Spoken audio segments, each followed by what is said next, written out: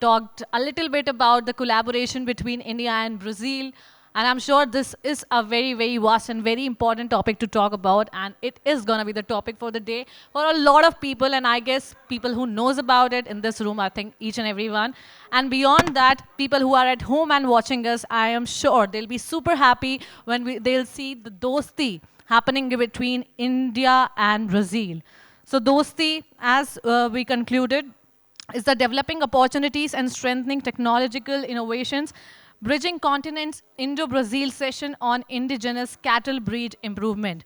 And we just had our esteemed, honored Chief Guest Sri Dharampal Singh Ji here with us, and also His Excellency Mr. Kenneth Felix here with us.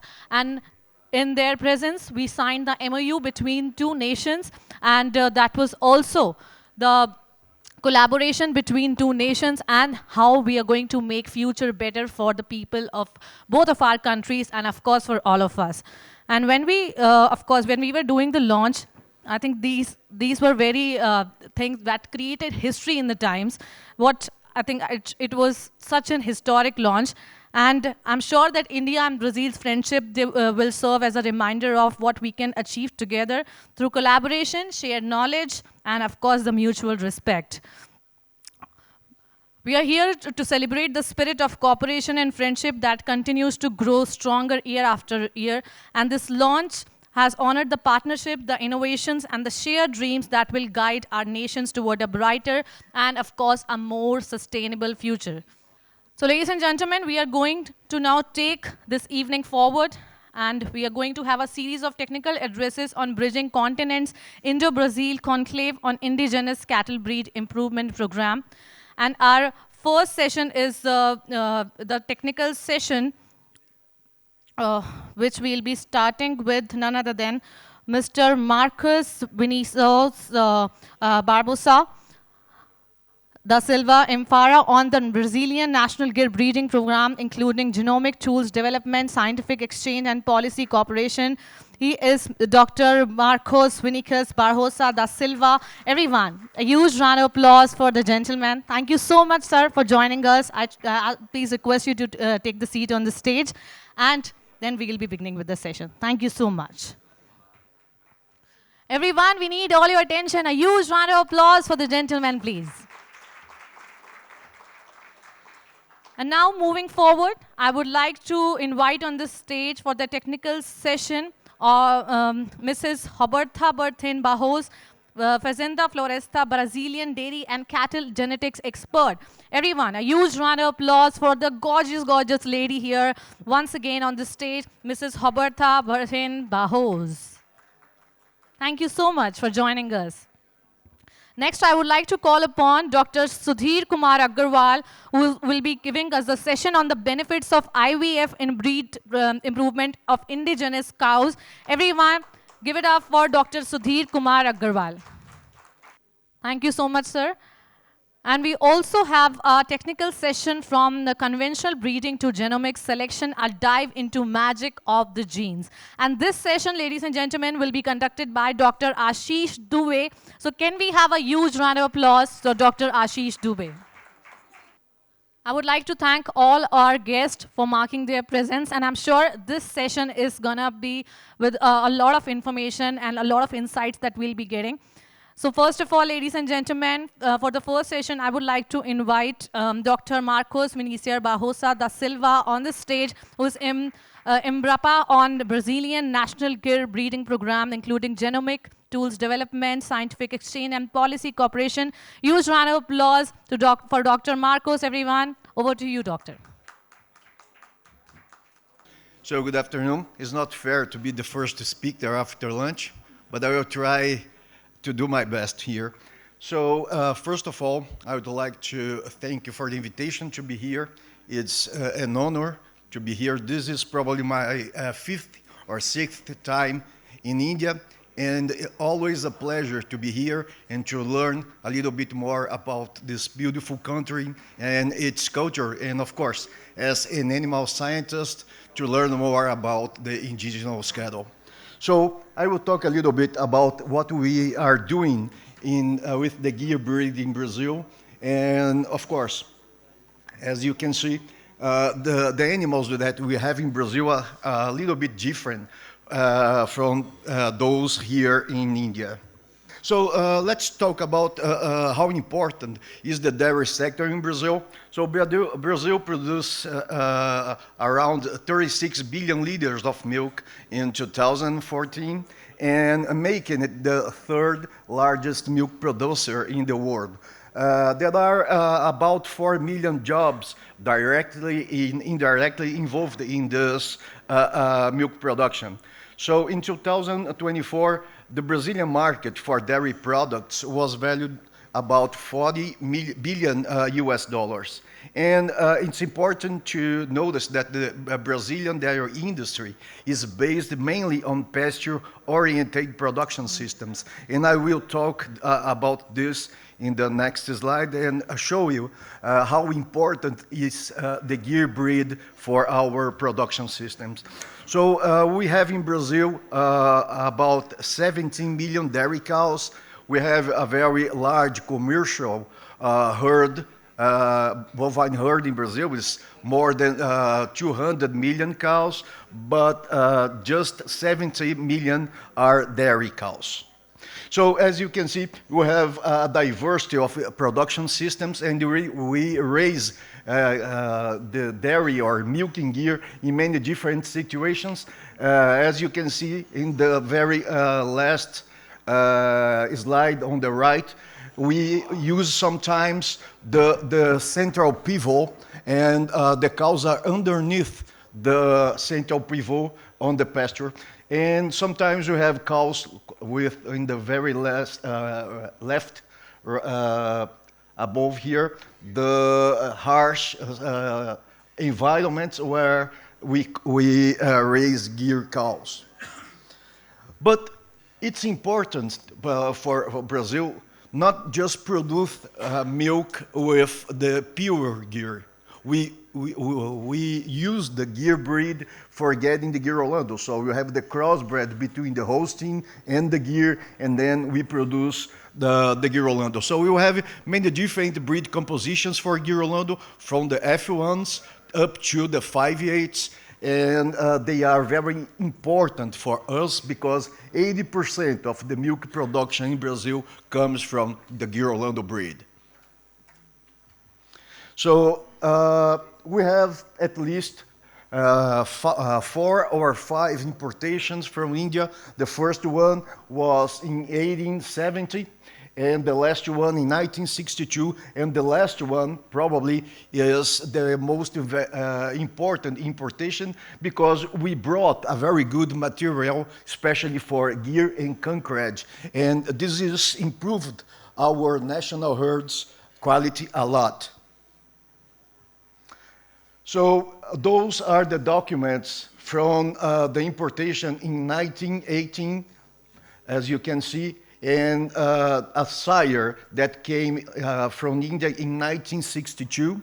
So those were the kind of animals we had back in Brazil a century ago. And 1985, the Embrapa and the Brazilian Milk and Gear Association, ABCGIL, together started development breeding program for the gear breed. The first evaluation was published in 1993 with the publication of the first dairy gear sire summary. And 10 years after then, we start producing the cow summary.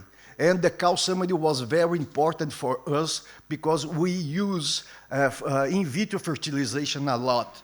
And this information about how to pick the best donor was very important just to produce better gear cows and to use the better cows for crossing with Gear Orlando, with Holstein and producing Gear Orlando.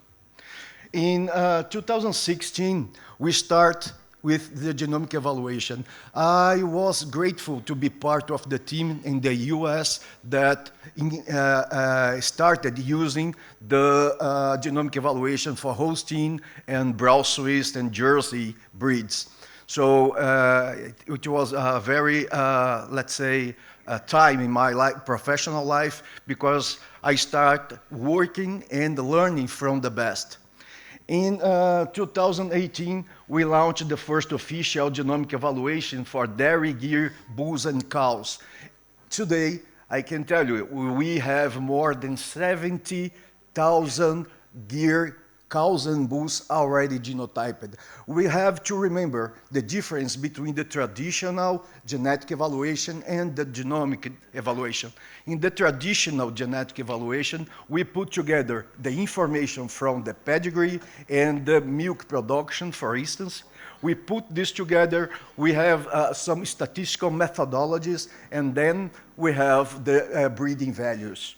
So using genomic selection, we include one additional source of information, which is the DNA from the animals. So despite the pedigree and the milk production, we include the DNA from those animals inside this set of data, and then we have the genomic breeding value. The important thing is when we include the DNA into this evaluation, we have a more accurate evaluation, and we can select the animals when they are younger. So this is a very interesting thing. And I'm gonna tell you that today we are able to do the same with embryos. So you can select the best embryos. We don't need the calf for genotyping. We can genotype embryos. So in the left, you can see the animals we had before, probably 1 century ago, and on the right hand, the kind of bulls and gear we have today after 40 years of selection. And from 1993, when we started publishing our first results, up to 2018, our milk production for gear came from 2,600 kilograms on average per animal, up to more than 5,000 kilograms on average per animal. And important thing, the genetics was important in this whole process, because the contribution of genetics was a kind of 31% of this increase. And as you can see, we have, of course, some better management, better nutrition, better animal welfare, but the important is genetics. And genomics, or with the genomics, we expect that this value, this milk production will increase much more than that. So today, we are, our team, our genomic team at Embrapa Dairy Cattle export genomic solutions for 12 countries. I'm including already India in there. So we are publishing sire summaries and cow summaries for 12 different countries. Brazil and Embrapa has worked to provide genomic solutions and genomic tools for different countries. And it's impressive how let's say, how good is our predict equation. So particularly, I got some samples from Indian animals, from gear Indian animals, and I can tell you that we are able and capable of to use our genomic equations for the indigenous cattle here in India. Those are some results we got so far. Not so we have the results about the genomic predictions, but we compared 19 different breeds used in Brazil. And I can tell you that from the genomic side, the gear is the indigenous cattle in Brazil, which is more pure compared to the other ones. So looking at the genomic or the DNA from the gear, it is the most close to the indigenous animals raised here in India. And this slide here shows the methane emission and feed efficiency. We are using the gear and trying to understand the amount of greenhouse gas in the gear breed. And you can see we are turning gear more efficient with a better production in reducing the methane emission. At the same time, we turn this cow better or with a higher milk production. And the very last work, we have launched 2 years ago the possibility of the Brazilian producer to genotype the embryos. And this genotyping is very accurate. So before you include this embryo in a donor, you are capable of to make the selection decision. And this is important because you can increase the intensity of selection, it decrease the interval of generation. So this is very, very important. And thank you very much. I just have like 10 minutes for saying what I have. It's important for me to be here. And why is that? Because the first or the second book about zebu cattle was written by my grandfather. And to be here, maybe 80 or 90 years after then is very important. I hope we can collaborate in some sort of genomics, genetics, and animal breeding, and to do more for both countries. Thank you.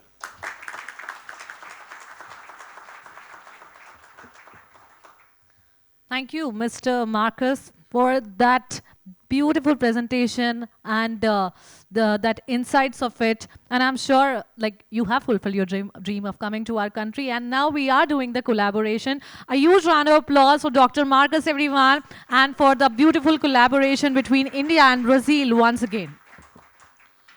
And now we'll be moving forward to our next technical session by Mrs. Roberta Barthen Barros, who is from Fazenda Floresta, Brazilian dairy and cattle genetics expert. Everyone, a huge round of applause for Mrs. Roberta Barthen Barros. Good afternoon. I will explain how you produce milk in the farm. I'm very happy to be a producer milking with Gear and Girolando, and how you select them. Milking production and system in Brazil and Fazenda Floresta. Here I want just to show where we are in South America. And the city that I live in, the countryside of the state of São Paulo state. It's a very hot place. And this is important because the cows feeling a hot place make a big difference when milking production. So most of the part of Brazil, it's the same weather like here in India, very hot. And the cows, they understand this because these gears, it's very good in Brazil. How was Brazil 50 years ago? It's almost my age. 1975, we imported food and we explained what we did with the milk production, and nowadays we are the first largest food exported in the world. How to understand? Here we have 14.5 million cows producing, milking, 19 million cows producing 14.5, and 1990.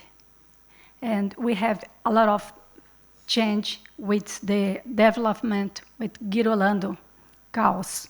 So nowadays, we are producing more than double that time with 35.7 billions per year.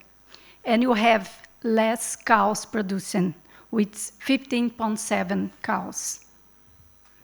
Here, my friend already told you, we are the third largest producer, and very important to know that 5.5 million people are working with this in Brazil. It's a large in producing agriculturists and the milking production in Brazil. It's very important for us. Here, milking production and world. You can see Brazil have always improving and increasing our number about in production compared to the world. And one important thing, and we needed to produce more milking. It's for 2050, we will be approximately 9.7 billion people. So we need to produce more food. And we know that we need to increase about milking.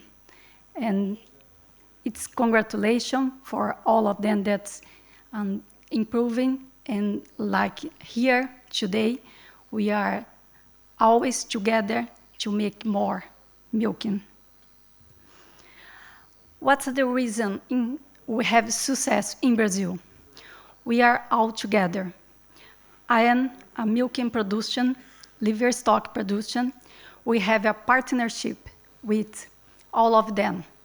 Government, we have cattle association, and with Embrapa.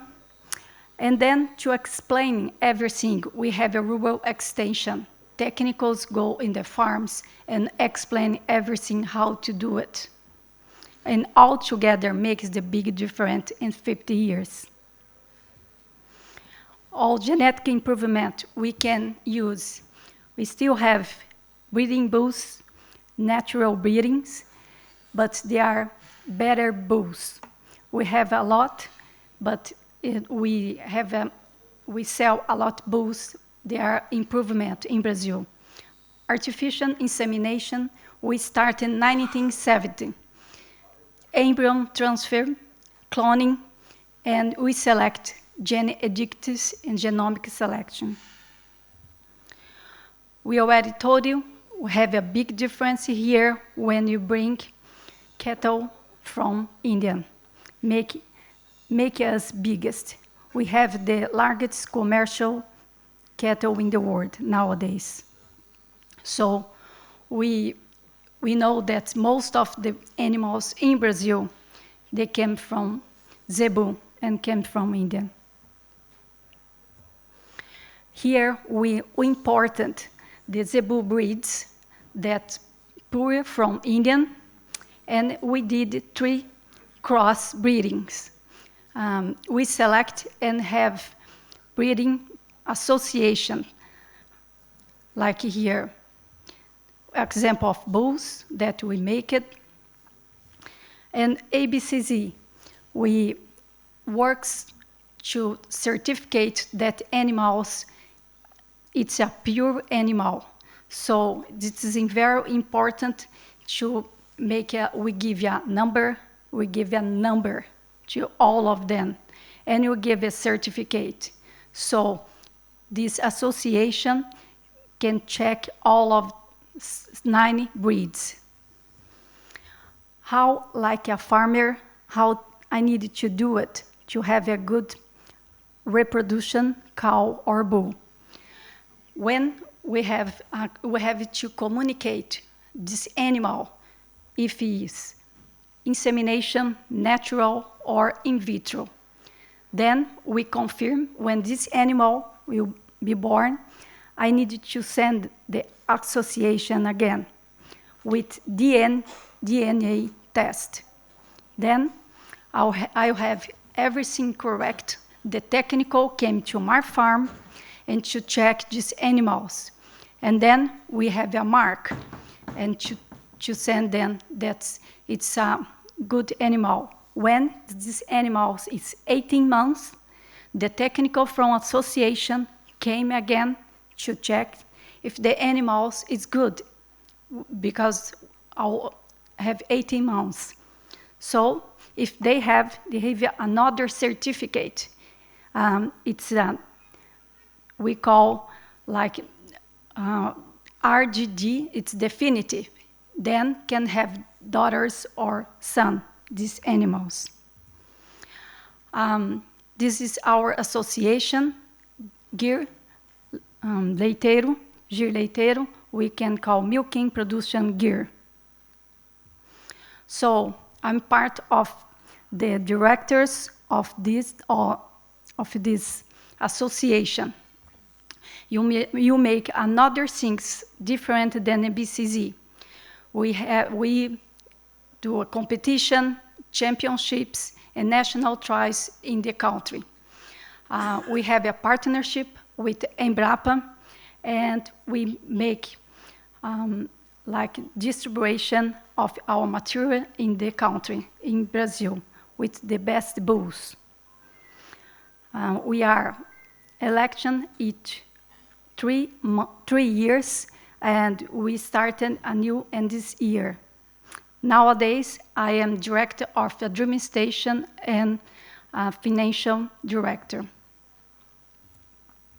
Here, to show what we did, and of course, I put one of my cows to show the evaluation. And to understand a little bit what the GIR Association make, when the technical come in my farm, we have to check everything in an animal. We see each part of his body, if it's perfect or not. So we call the GIR have a buffalo head, needed to be very beautiful animals to produce them and have a very good animal to produce.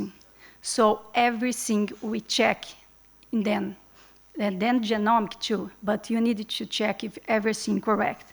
So we have many colors in gears in Brazil.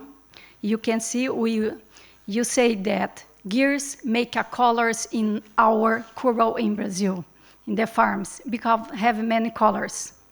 Here we have another colors too. And here we give some example. We don't give a certificate to have a good reproduction GIR association. Like for example, here, this pigmentation, we not approve then. Needed to be, all the skin needed to be black. The hoods, everything needed to be black to support a tropical country like Brazil. See, in the right side, we don't give certificated.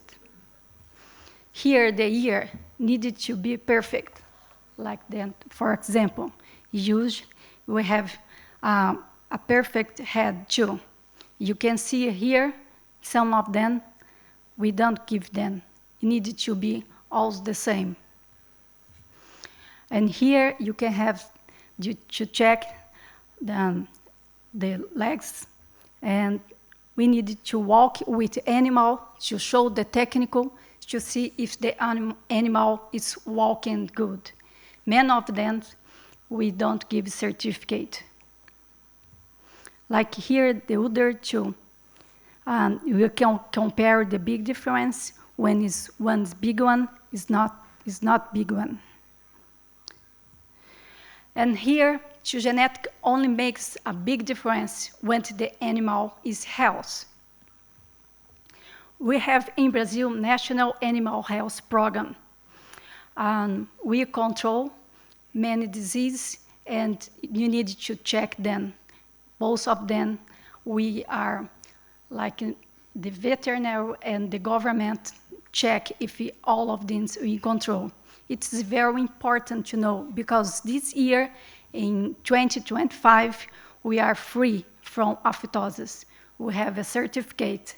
It's a long time to get, 53 years, because Brazil is a very big country, and all of the countries, close neighborhoods, needed to get certificate too.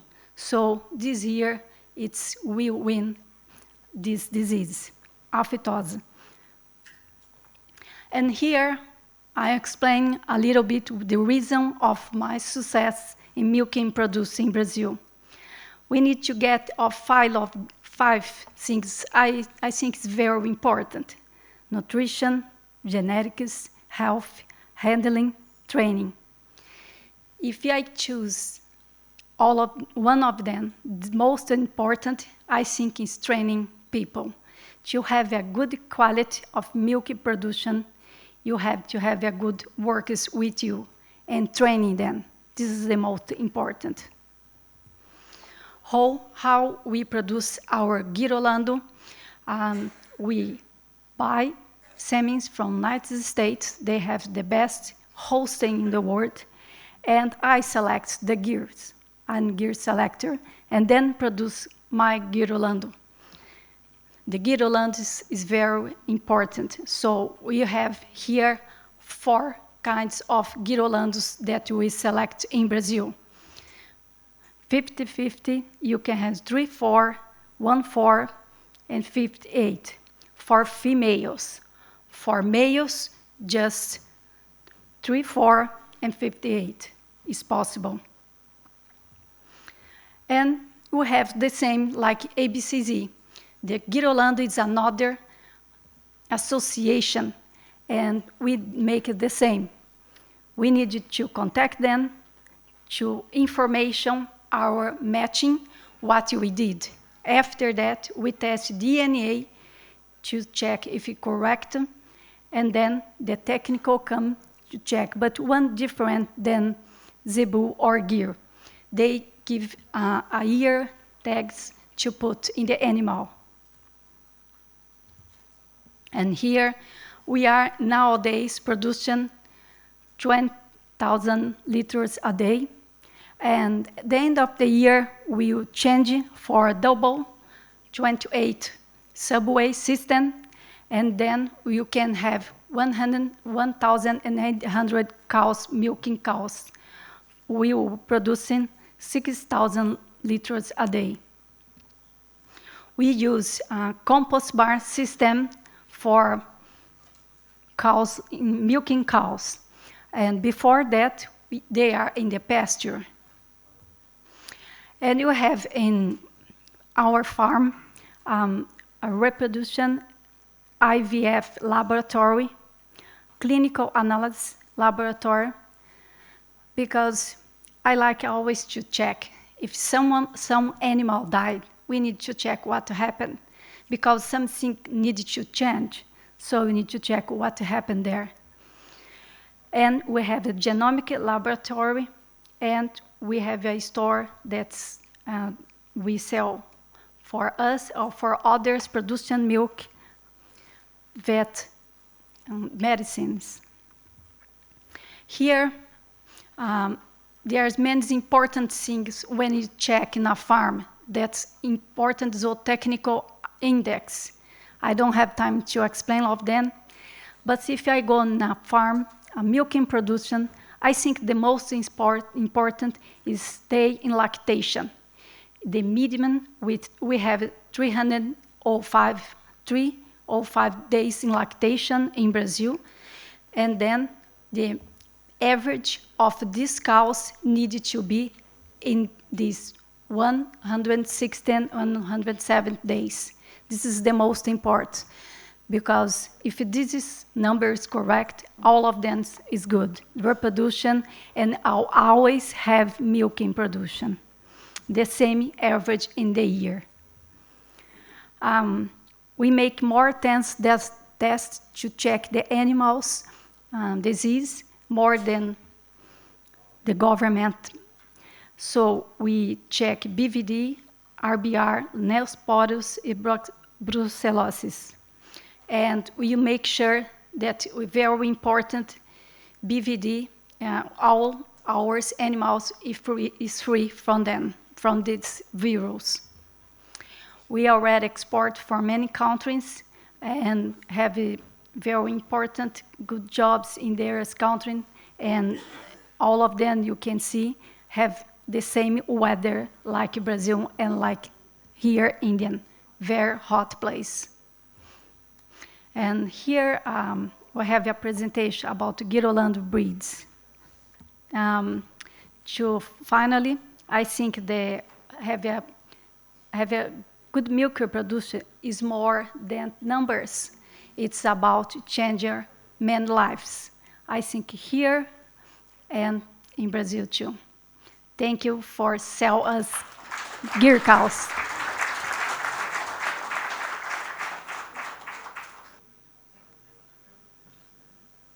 It's in English.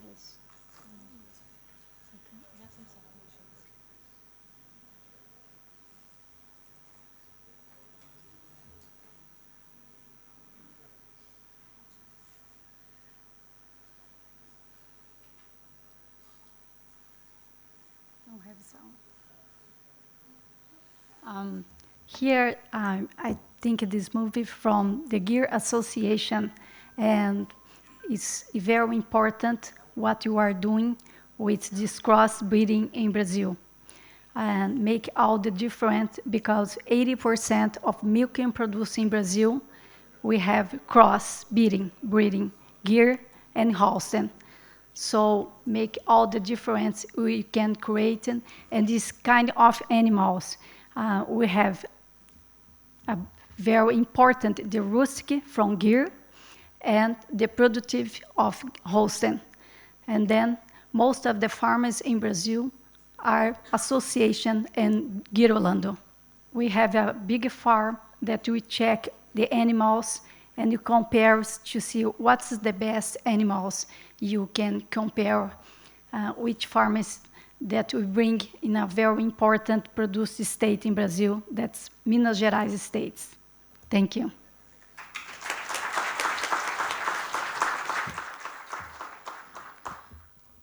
Ladies and gentlemen, that was Mrs. Roberta Barros, and what an insightful presentation, I must say. It was truly eye-opening. And the way it ended, especially, though there was no sound, but I think she presented it beautifully. And because of the presentation, we saw how many different sort of cows also exist. Those are also beautiful.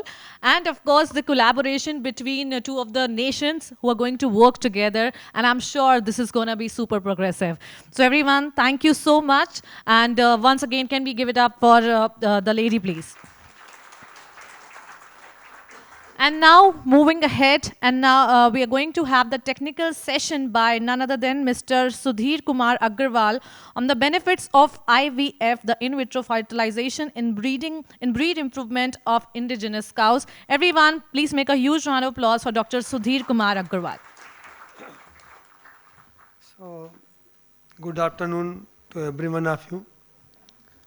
And I think you must be tired, because since morning we are listening a different variety of speakers, but in the same time we are getting enlightened and we are getting more knowledgeable about the Indian agriculture, about the Brazilian agriculture, about the animal husbandry, particularly in the Brazil. And since morning we are celebrating friendship between Brazil and India. And very cleverly, the theme of the session has been put as a dosti, that is the developmental opportunity and strengthening the innovation. But dosti in terms of friendship that we say in Hindi, and it's a big word than anything.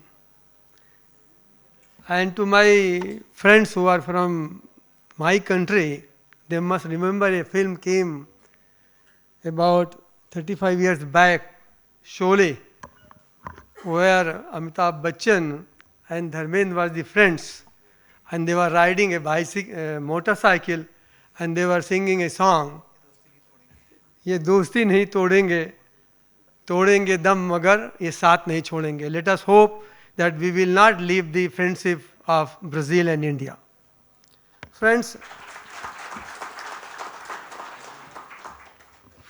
till now we are talking how to boost the animal production in the country and how to make use of indigenous cattle and do the breed improvement through the latest technology of IVF. तो ये जितना सारा चीज़ें discuss हुई सुबह से, ये सब काम मेरे को दिया गया है और उसको हम मेट्रोलाइज करने के लिए तैयार हैं. Before coming to the directly on the topic, I will introduce the organization where the responsibility has been entrusted to us, that is the BL Kamdenu Farm Limited. It is one of the very, very recent pioneer entity from the BL Agro group of industries, as people were talking since morning to you.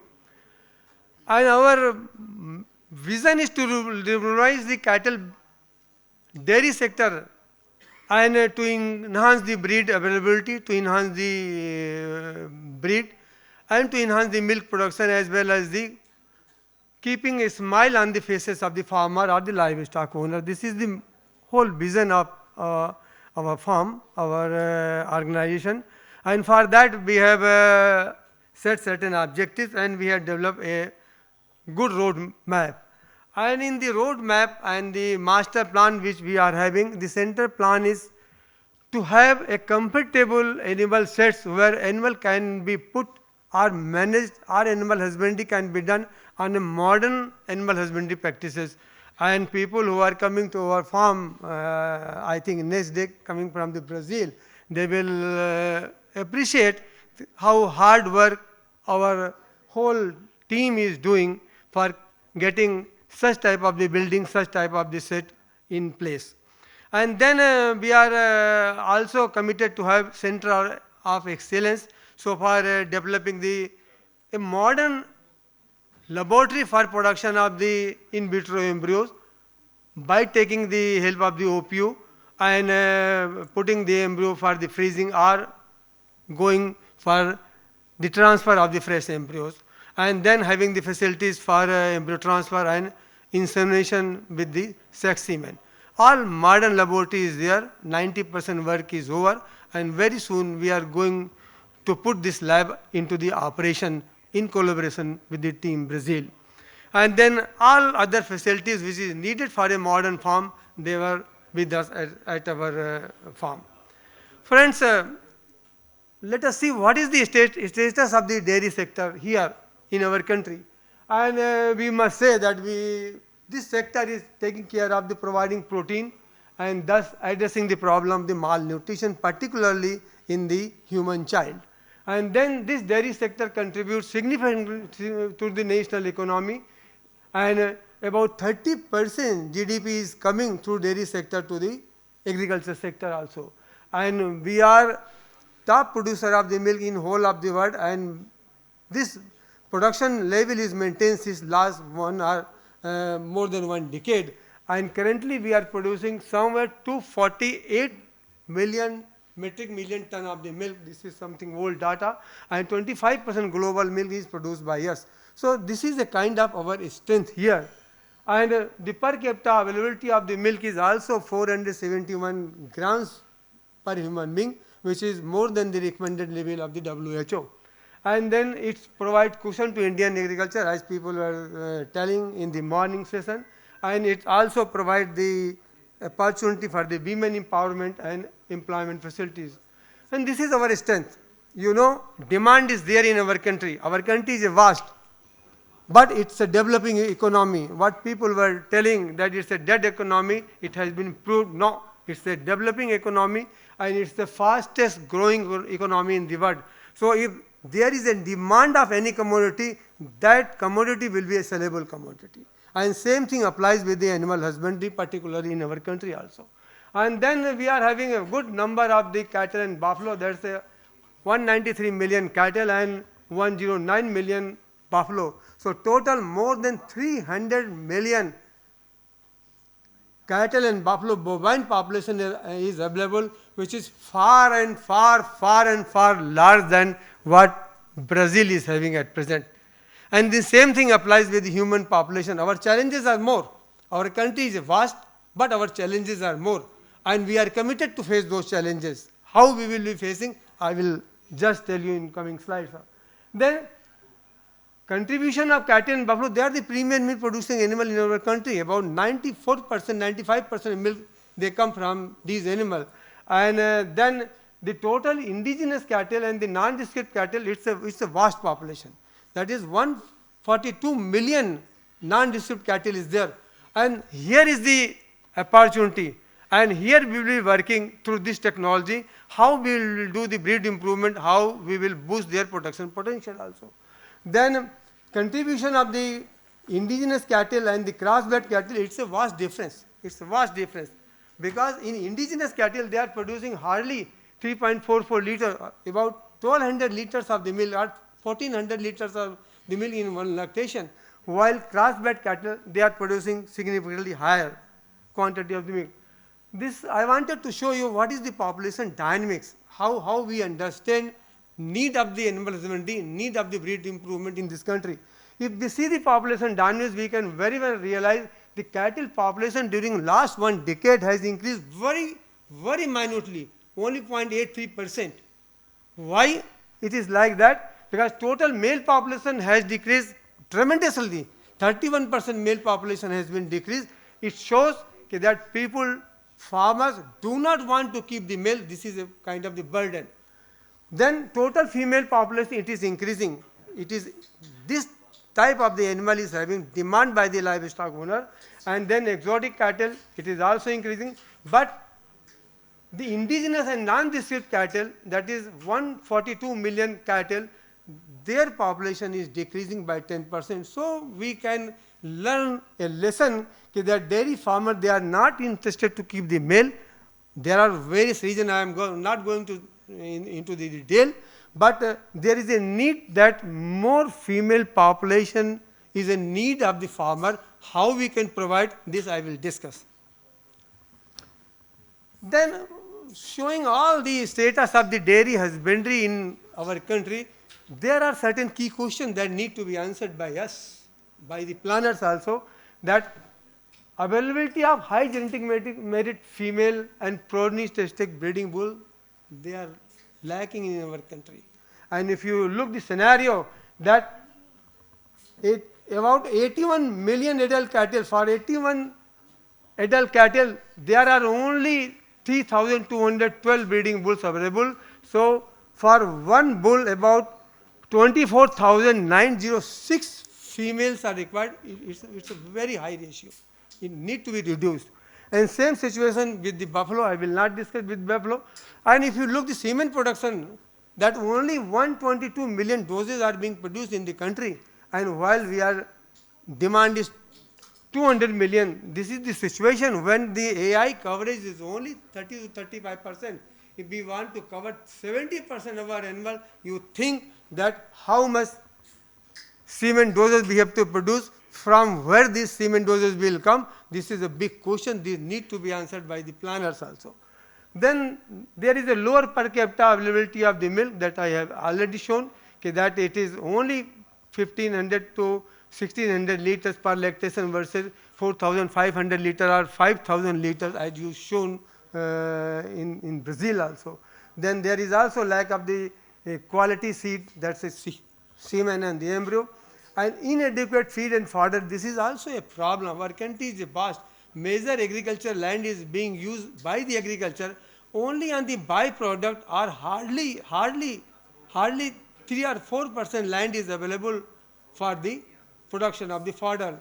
And as you have shown that there is a plenty of land in the Brazil, good pastures were there, we are lacking it. We have to plan that how we will provide feed and fodder to our growing population of the cattle. Then also there is a much improvement in the awareness in the farmer, particularly in the states where people are more aware, but still lack of extension is there in our country, and farmers are not well aware about the modern animal husbandry practices. You know and you appreciate this is the first generation technology which were for the improvement of the breed. But in our country, in spite of having very nice infrastructure for very nice network of the AI, only 30% animals are being covered under the AI. And if you see the conception rate, it's a hardly 35%. And I have given state-wise what is the situation in the AI practices. Only only few states are there you can have on your fingertips where AI coverage is more than 50%. And if we want breed improvement through AI, it will take very, very long time. So we have to think for the alternative method. What is that method? I will discuss it. Then this is the situation of the production of the semen. Just I have narrated this point, so I will leave it. And then if you look the production of our indigenous cattle and the crossbred cattle, there is a much difference. And if we look the scenario of the breeding bull available for the breeding purpose or for production of the semen, so for indigenous animals are concerned, it's a very, very meager. That's why Government of India in 2024 imported semen from Brazil for breed improvement and taking care of the improving the breed and production of the milk also. So these are certain key questions. They have been in the mind of the people, and using AI, how you think that we will be able to improve the breed. So there is a low coverage of AI. Our country is very vast. Then poor conception with the AI. Then limited availability of the bull with a high genetic merit. It's a problem. Then frozen semen quality and quantity. We have to think. And I'm not going to detail how many frozen stations we are having, how many frozen semen stations are accredited, and then what is the quality of the semen. Then other 2 points are there. Then here, very recently, the sex semen has been used, and there are certain problems with the sex semen, but definitely it shows the way how we can improve the breed with this semen. Then there is another menace in our situation, that's the stray cattle. And people, if you come from UP, in the morning also, we can realize the government has initiated certain program to take care of the stray cattle. 5 million cattle, they are the stray cattle, both male and the female. And then unwanted breeding is there, then there is other kind of the social menace also. So we have to find the answer.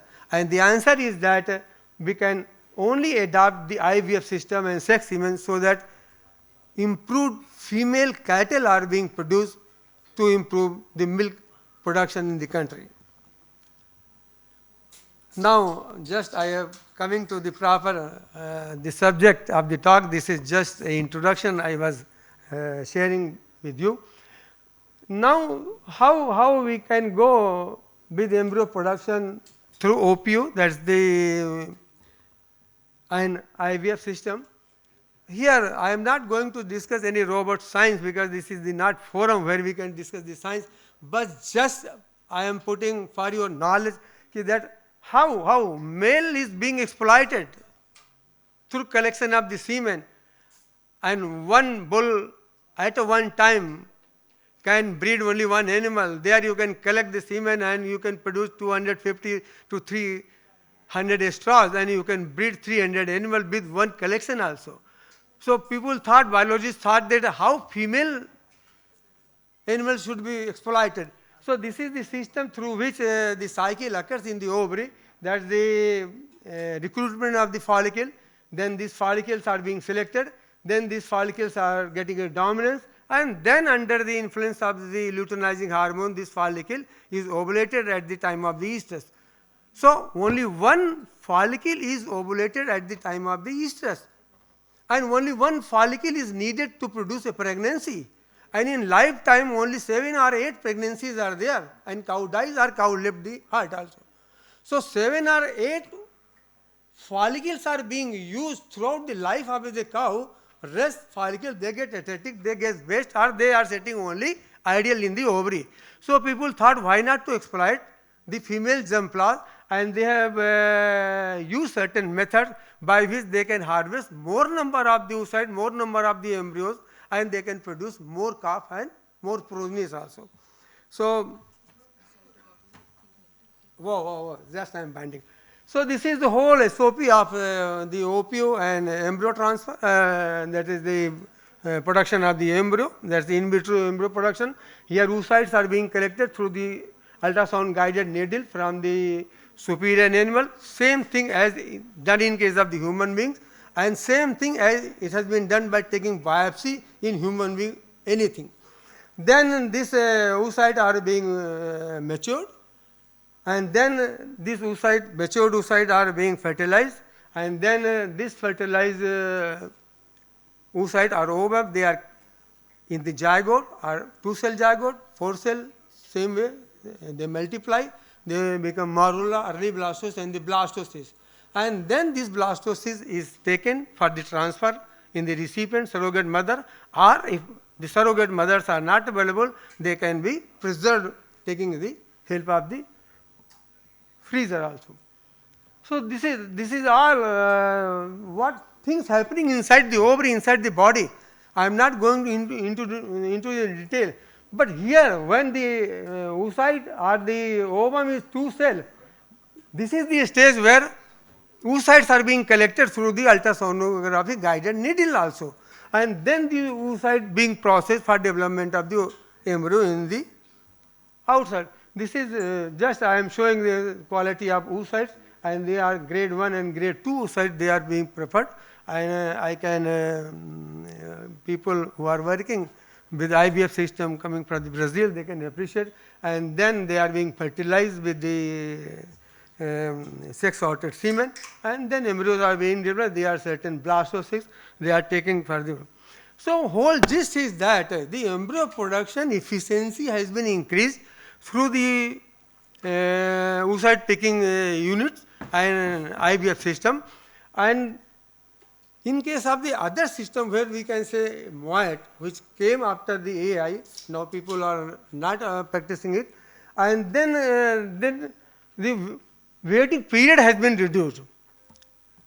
And with these two, this is all comparison. If we apply the MOAT system, we can produce 10 to 12 calves per cow per year. But in case of the OPO and in vitro embryo production system, we can produce 30 to 40 calves per cow per year.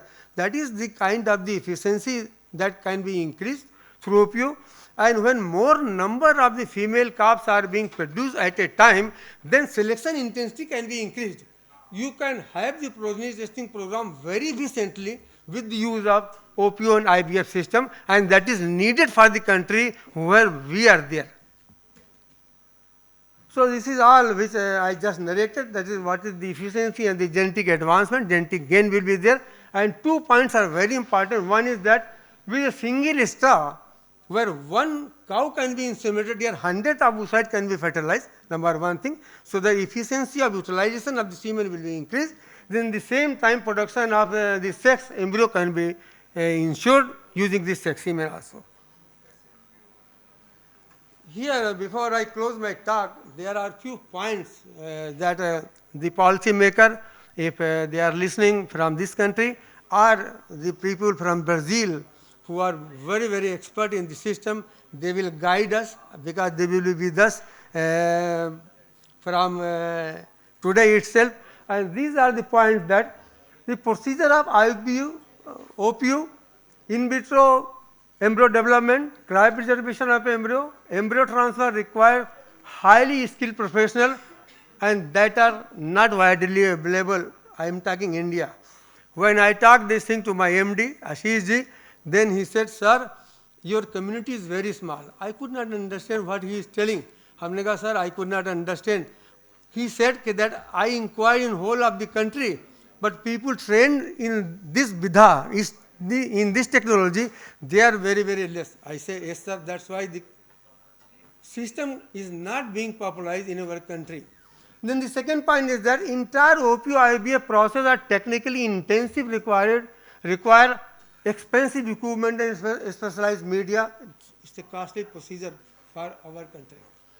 Then the third point is that overhead expenses are more. We have to keep large number of recipients open round the year, and then we have to make all sorts of the arrangement for those recipients also. Then the embryo development, which is very, very frustrating, and the pregnancy rate, they are low. The blastocyst development is still, we are working. I am working in this area since last 50 years, but still the blastocyst production rate is somewhere 30%. The people from coming Brazil, they will correct me, and the pregnancy rate round about 30 to 35%. So this is a kind of some points which ponder us. I am finishing it. This is the worst scenario of production of the embryo, worst scenario, and this surpassed the in vitro embryo production to the in vivo embryo production. Nobody is working on embryo throughout the world, people, and USA is the #1, and our country is not coming even in the 20.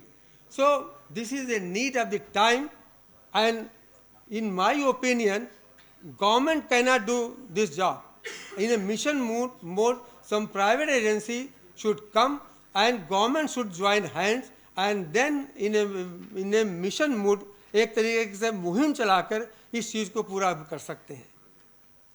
So this is our team Kamdenu who are with me at present there, and in last I am grateful, thankful to my both the MD Navneet ji and Ashish ji and whole team of the lead which provided this opportunity to share my experience to you. Thank you, thank you.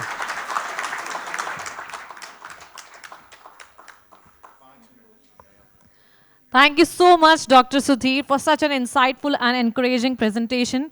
And the way he explained the role of IVF in improving the breeds of indigenous cows beautifully highlights how science can work hand in hand with the tradition. It shows that completely. And as we all know, our native cattle are not just a part of our agricultural economy, they are a living heritage. Hearing how technology like IVF can preserve their unique genetics, enhance productivity, and protect these breeds from future generations is truly inspiring. And it reminds us that innovation is not about replacing what is natural. It's about nurturing and strengthening it. And let's carry it forward with the commitment to combine modern science with age-old wisdom so that our indigenous cows and farmers who depend on them continue to thrive for many years to come. Everyone, once again, a huge round of applause for Dr. Sudhir Kumar Agarwal, please. And now, we are going forward with our last presentation of this session, which is by Mr. Ashish Dubey, who will be talking about the conventional breeding to genomics selection, a dive into magic of the genes. So ladies and gentlemen, please put your hands together and welcome Dr. Ashish Dubey for the next presentation. That is your legacy. आप अपने parents से लेके आते हैं, आपके parents अपने parents से लेके आते हैं. And that is how genomic selection works across the world, across the population, across the species. और कैटल्स में भी कुछ ऐसा ही होता है. It's just that हमें यहाँ पे लिबर्टी है कि अपना genomic selection हम खुद कर सकते हैं in cattles. If we know that एक बुल जिसकी क्वालिटी अच्छी है और उसका एक इतिहास है पीछे कि उसके जो काफ हैं या उसके जो गायें अभी चल रही हैं समाज में, आपके घरों में हैं, उनकी दूध की क्वालिटी अच्छी है, दूध की क्वांटिटी अच्छी है, तो आप चूज़ कर सकते हो उस पर्टिकुलर बुल को या उसके सीमेन को अपने काउस को इम्प्रेगनेट करने के लिए. और this is exactly what we are going to do with the new methods called DNA selection. Lead agri genetics का जो मिशन है वो बहुत क्लियर है कि हम आप तक उस क्वालिटी को पहुंचाएं जिससे आपके जो सिलेक्शन ऑफ प्रोसेस हैं, जो आपकी आने वाली जनरेशन ऑफ कैटल है, जो हमारे लिए एक तरह से धन होता है, बिकॉज उससे आपके घर के बच्चों का परवरिश होता है, आप उस दूध को बेच सकते हैं, आपके घर में पैसे आते हैं. और स्पेशली फॉर द फार्मर्स जो इसी पे सर्वाइव करते हैं और उनके घरों में दूध ही एक मीडियम है पैसे ले आने का, जिसके पास खेती कम है, उसके लिए सबसे अच्छा जरिया ये है कि उसके पास जो पशुधन है वो सही सिलेक्शन से, सही तरीके से उसके पास आए, उसके पास सर्टिफिकेट हो. जैसा कि हमारे ब्राज़ील के दोस्तों ने बताया, उनका एक सर्टिफिकेशन मेथड है, मीडियम है. उसी चीज़ को हम इस्टेब्लिश करना चाहते हैं. जैसा कि डॉक्टर अग्रवाल ने बताया कि उनके पास IVF की पूरी तकनीकी आ गई है. अब इस तकनीकी से हम चूज़ कर सकते हैं अपने एम्ब्रियो ट्रांसप्लांट्स को, अपने आने वाली पॉपुलेशंस को. बट उसी समय अगर आपको ये पता चल जाए कि किस पशु का, किस मेल सायर का और कैटल का जेनेटिक मेकअप अच्छा है, किसके अंदर रोग कम होते हैं, किसके अंदर बहुत लॉन्जेटिविटी है, उसका जो मिल्किंग साइकिल है बहुत लंबा है, उसका इम्प्रेगनेंसी बहुत जल्दी हो जाती है. सो आप एक एज अ किसान आपको एक ऐसा कैटल नहीं अपने घर में रखना पड़ेगा जिसको आपको 6-7 साल के बाद पछतावा हो रहा है कि मैंने इसको 7 साल तक पाला और 7 साल के बाद पता चलता है कि ये बैरन है, बांझ है। चलिए बांझ नहीं है लेकिन फिर भी दूध कम देती है, 2 लीटर 3 लीटर दूध देती है। अब 7 साल तक आपने पाला, उसके बाद आप क्या करेंगे? And I am coming from a family which actually have done it. और आप 25-30 साल पहले वापस जाइए अपने गाँव में, आपको हर दरवाजे पे 2 या 3 गाय या 1 भैंस मिलती थी। आप आज चले जाइए, 5 घरों में शायद 1 घर के सामने बंधी होगी। दैट टू अगर कोई बूढ़ा उस घर में रह रहा होगा, नॉट दैट बूढ़ा बट 50-55 साल का आदमी कोई रह रहा है। तो आप 10 साल के बाद उसी गांव में वापस जाइएगा और आपको दिखेगा कि अब 5 के बाद 10 घरों में 1 घर के सामने कुछ बंधा हुआ है। सो हमें जो ये फार्मिंग करनी है, कैटल फार्मिंग करनी है, इसमें हमें इंसेंटिवाइजेशन चाहिए, मोटिवेशन चाहिए। और इस मोटिवेशन का सिर्फ एक ही तरीका है, that selection, the right selection. यहाँ पे सब लोगों के घरों में किसी न किसी के पास डायबिटीज़, किसी न किसी के पास फैमिली में डायबिटीज़ है। अब उस डायबिटीज़ को ख़त्म करने का क्या तरीका है? Selection of the right genes, जो IVF के थ्रू आज की डेट में पॉसिबल है। अगर आप उसको पहले दिन से अडॉप्ट करते हैं, ह्यूमंस में हम ये कर पाते हैं, तो इसको कैटल में करना तो बहुत ही आसान है। ह्यूमंस में तो बहुत सारे एथिकल प्रैक्टिसेस हैं। सो कैटल्स में मुझे लगता है it's the right time that when government, and since most of the people here come from the government advisories, और हम सब उनके साथ इतना काम करते हैं, हमें लगता है कि this is the right time as a group of companies, and I would congratulate Nonit for bringing this idea on the table, because it was the need of the hour. And last 25 years I have seen this happening across the government, and I will not really give them a bad news but bad vibes, but at least to tell them they have done a good job, but let us also participate in the work they have been doing here. The government people have been doing wonderful job, no doubt about that. And 25 years down the line, science have evolved multifold. It has evolved at least 10 times. जो तकनीकी का विस्तार हुआ है, जितनी तेज़ी से आगे बढ़ी है, उसका सिंपल तरीका यही है कि प्राइवेटाइजेशन किया जाए, प्राइवेट लोगों के साथ मिलकर काम किया जाए, ताकि ये जल्दी से जल्दी इसको स्प्रेड किया जा सके। सबसे बड़ा प्रॉब्लम क्या है इस पूरे बिजनेस का, कि ये Tier 3 और Tier 4 या गाँव का बिजनेस है, शहरों का बिजनेस नहीं है। शहरों में सिर्फ कॉन्ट्रैक्ट फार्मिंग होती है, और गवर्नमेंट जब तक गांव तक पहुंचती है तब तक अधिकारी थक चुका होता है। सड़कें नहीं हैं, रोड्स, वो उसके पास अच्छी सुविधाएं नहीं हैं। तो आपको ऐसे लोगों को साथ में जोड़ना पड़ेगा जो उसके लिए मोटिवेटेड हैं। And I am sure BL Group, as a BL Group and lead group, we all are interested, because we already are there. We are working with the farmers on daily basis. With a brand like Balkolu and brand like Nourish, we are already there. With BL Kamdhenu and Lead Agri Genetics, I think we are very much there for all of you to take care of these problems as well. With this, I would like to thank you so much to all of you.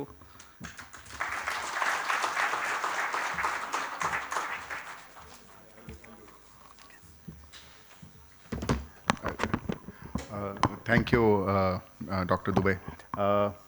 It was a very engrossing session, and I believe the things that we talked about and discussed about would actually be implemented very, very soon in our farm, and most probably in our community also. I would now thank Dr. Marcos to travel all the way from Brazil to give us the knowledge that he has, and Dr. Roberta, who is come down to with my friend, and we also thank Dr. Dubey, Dr. S.K. Agarwal to give their understanding on the subject. I would now request Dr. S.K. Agarwal to felicitate Dr. Marcos, please.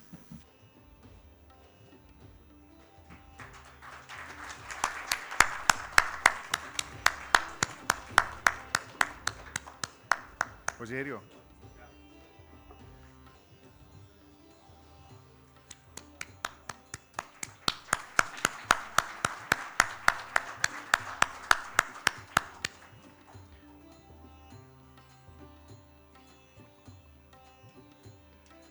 You have to, yeah.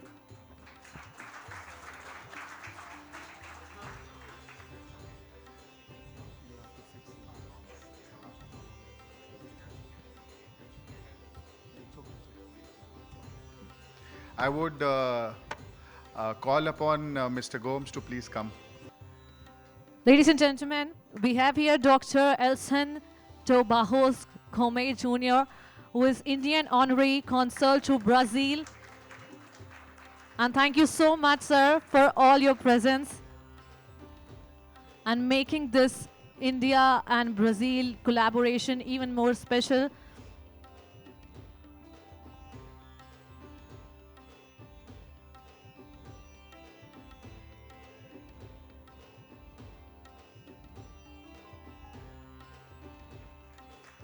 Everyone, he is Dr. Elson J. Bajos Gomez Jr.